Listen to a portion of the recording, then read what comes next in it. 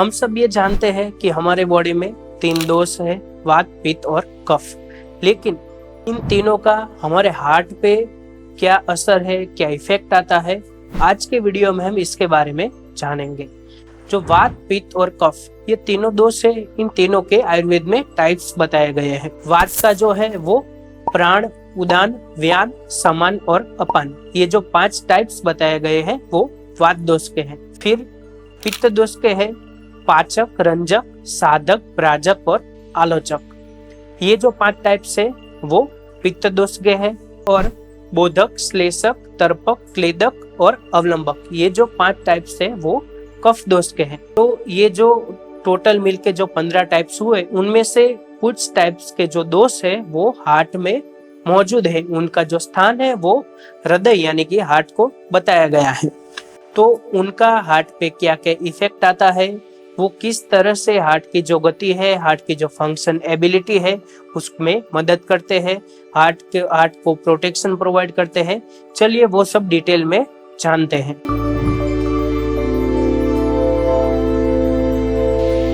सबसे पहले है उदानवात। उदानवात हार्ट में मौजूद होता है और उसका काम ये है कि हमें जो दुख होता है, जो डर लगता है, उसको कंट्रोल करता है। ज्यादातर हमें देखने को मिलता है कि कुछ लोग हमेशा सैड रहते हैं या फिर उन्हें जो सैड सॉन्ग है वो पसंद होता है, जो सैड माहौल है वो पसंद होता है।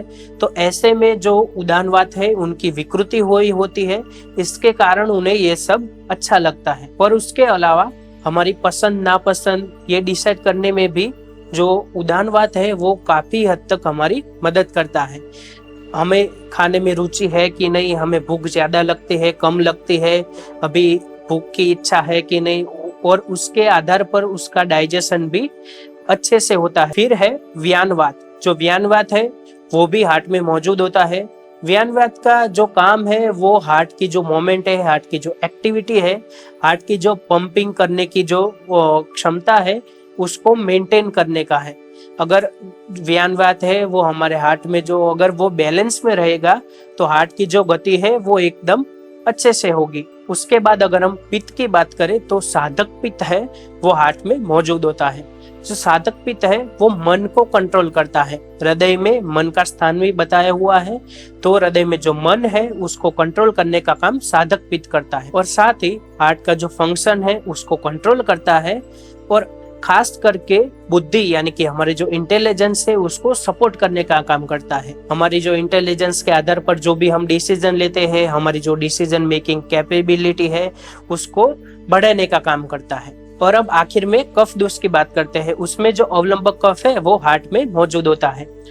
हमारा जो हार्ट है वो जन्म से लेकर मृत्यु तक काम करते रहता है। जब वो काम करना बंद हो जाता है तब हमारी मृत्यु हो जाती है। तो जन्म से लेकर मृत्यु तक वो काम करता है, तो उसमें सबसे ज्यादा जो रोल है वो उसके जो मसल्स है, जो कार्डियक मसल्स है उसका है। अब कार्डियक मसल को जन्म से लेकर मृत्यु तक इतने लंबे समय तक अगर कार्य करना है तो उसको प्रोटेक्शन की जरूरत पड़ेगी, फिर उसको एनर्जी की जरूरत पड़ेगी, उसको नरिशमेंट की जरूरत पड़ेगी। तो ये जो सारी जरूरतें हैं वो अवलंबक कफ उसकी पूरी करता है। जो अवलंबक कफ है ये कार्डियक मसल को, हार्ट की जो एक्टिविटी है उसको लाइफ टाइम सपोर्ट करता है और उसको लंबे समय तक हेल्थी रहने के लिए या फिर जो हार्ट की है वो लॉन्गेटिविटी बढ़ाने के लिए जो अवलंबक कफ है वो कार्य करता रहता है। तो ये जो तीनों दोष है, ये तीनों दोष का हमारे हार्ट पर ऐसे इफेक्ट आता है। और फिर इसके अलावा जो ओज है उसका स्थान भी हार्ट में बताया हुआ है। वो उसके 2 टाइप है, एक है पर ओज और एक है अपर ओज। उसमें से जो पर ओज है वो हार्ट में मौजूद होता है और वो केवल 8 बिंदु यानी कि 8 ड्रॉप्स हमारे हार्ट में मौजूद होता है। अगर उसमें कमी आ गई या फिर वो उसमें कुछ डेफिशिएंसी हुई तो फिर हार्ट से रिलेटेड बहुत ही प्रॉब्लम्स हो सकती है और यहाँ तक कि डेथ भी हो सकती है। तो हमें ओज को मेंटेन करना काफी जरूरी हो जाता है। तो ये जो ओज है और ये तीनों जो दोष है इनको अगर हम मेंटेन करेंगे तो जो हार्ट है वो अच्छी तरह से फंक्शन करता रहेगा और हमारे हार्ट की जो हेल्थ है वो बनी रहेगी। अगर इसमें कुछ भी डिस्टर्बेंस हुआ तो कई तरह की समस्याओं का सामना करना पड़ सकता है। तो चलिए उसके बारे में जानते हैं।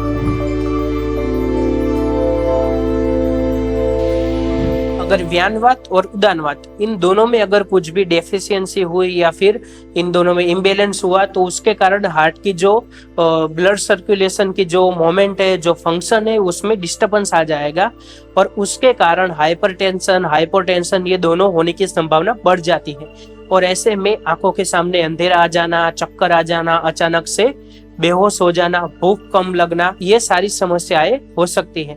और खास करके ऐसे लोगों में तो ये जो व्यक्ति है वो स्ट्रेस में चला जाता है, उसको दुख ज्यादा महसूस होता है और उसके कारण उसको स्ट्रेस भी हो सकता है। इसके बाद अगर हम बात करें साधक पित्त की, तो अगर इसमें कोई विकृति आई, इसमें कोई इम्बेलेंस हुआ तो फिर मन एकदम अशांत हो जाएगा, वो ठीक से डिसीजन नहीं ले पाएगा, जो डिसीजन मेकिंग एबिलिटी होती है वो कम हो जाएगी, क्योंकि जो साधक पित्त है उसका मेन काम बुद्धि, हमारी इंटेलिजेंस पे है।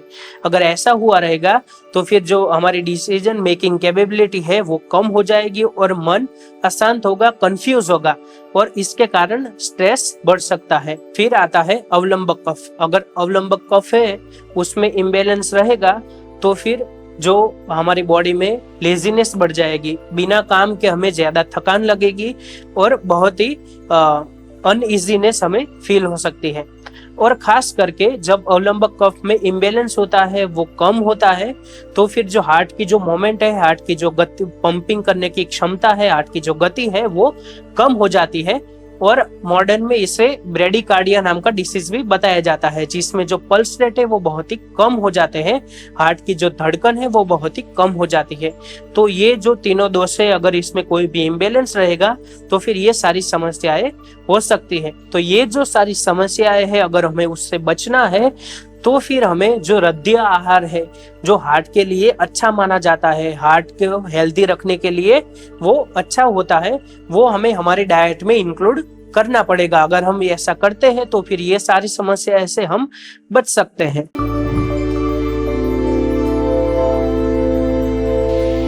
हार्ट के लिए सबसे अच्छा जो आहार है वो मधुर रसात्मक आहार को माना गया है। मधुर रसात्मक आहार यानी कि जो आहार की जो फूड है उसका जो टेस्ट है वो स्वीट हो, तो ऐसे जो भी आहार है वो हार्ट के लिए अच्छे माने गए हैं। खास करके दूध, मक्खन और घी, ये जो तीन है, इन तीनों को हार्ट के लिए बहुत ही अच्छा माना गया है, इसको रद्य कहा गया है। अगर हम घी, दूध और मक्खन इन तीनों का सेवन करेंगे तो वो हमारे हार्ट के लिए बहुत ही अच्छा रहेगा।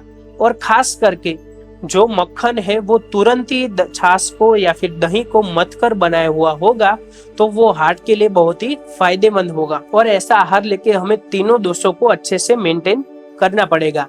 तीनों दोषों के साथ साथ हमारा हार्ट में जो ओज है उसको भी हमें पोषण देना होगा, हमारे जो ओज है उसको भी हमें बढ़ाना होगा। तो उसके लिए हमें हमारी शुक्र धातु को बढ़ाना जरूरी हो जाता है। हमारे शरीर में जो 7 धातुएं हैं, रस, रक्त, मांस, मेद, अस्थि, मज्जा और शुक्र, और उसमें से जो शुक्र धातु है वो ओज को बढ़ाने का काम करती है। जितना हमारा शुक्र धातु अच्छा रहेगा, जितना उसकी क्वालिटी अच्छी रहेगी, तो हमारा जो ओज है वो उतना ही बढ़ेगा। तो चलिए जानते हैं कि शुक्र धातु को बढ़ाने के लिए क्या किया जाए। आज हम एक ऐसी रेसिपी के बारे में जानेंगे जिसको कंज्यूम करने से शुक्र धातु बढ़ेगा, और जब शुक्र धातु बढ़ेगी तो फिर ओज भी हमारे हार्ट में और पूरे शरीर में बढ़ेगा। तो सबसे पहले हमें उड़द की दाल लेनी है और उसको घी में अच्छे से रोस्ट कर लेनी है। जब अच्छी तरीके से जो दाल है वो रोस्ट हो जाए तब उसमें हमें दूध ऐड कर देना है और उसको अच्छे से पकाना है। ये जो हमने उड़द की दाल है वो दूध में अच्छे से अब पका ली है, तो उसके बाद हमें इसका सेवन करना है। लेकिन ये अच्छे से ध्यान में रखना है कि जो हमने ये रेसिपी बनाई है उसकी जो कंसिस्टेंसी है वो एकदम जो खीर होती है उसके जैसी होनी चाहिए। तो हमें दूध को तब तक उबालना है जब तक कि वो खीर जैसा गाढ़ा न हो जाए, और उसके बाद हम इसका सेवन कर सकते हैं। जब हम इसका सेवन करेंगे तो हमें ये सिर्फ अकेली ये जो हमने रेसिपी बनाई है उड़द की जो खीर है, सिर्फ उसका ही सेवन करना है। इसके साथ हमें और कुछ कंज्यूम नहीं करना है, क्योंकि ये पचने में भारी हो जाता है। तो अगर हम इस डाइट प्लान को फॉलो करेंगे तो फिर हमारा जो हार्ट है उसकी जो फंक्शन कैपेसिटी है वो अच्छी रहेगी और उसकी लॉन्गेटिविटी बढ़ेगी। इसके अलावा हार्ट के लिए क्या अच्छा है, उसके लिए हम क्या क्या खा सकते हैं, क्या पी सकते हैं, तो इसकी जानकारी के लिए हमने हमारे चैनल पर पहले से ही वीडियो बनाया हुआ है, आप वो जाकर देख सकते हैं कि हार्ट के लिए क्या क्या चीजें अच्छी है। तो कृपया करके अगर आपको इच्छा है कि आपको अपनी हार्ट की हेल्थ बनाए रखनी है, उसकी लॉन्गेटिविटी बढ़ानी है, तो फिर आप वो वीडियो जरूर देखें और हार्ट के लिए जो भी अच्छे अच्छे आहार है, अच्छे अच्छे जो फूड आइटम्स है, उसका सेवन जरूर करें। धन्यवाद।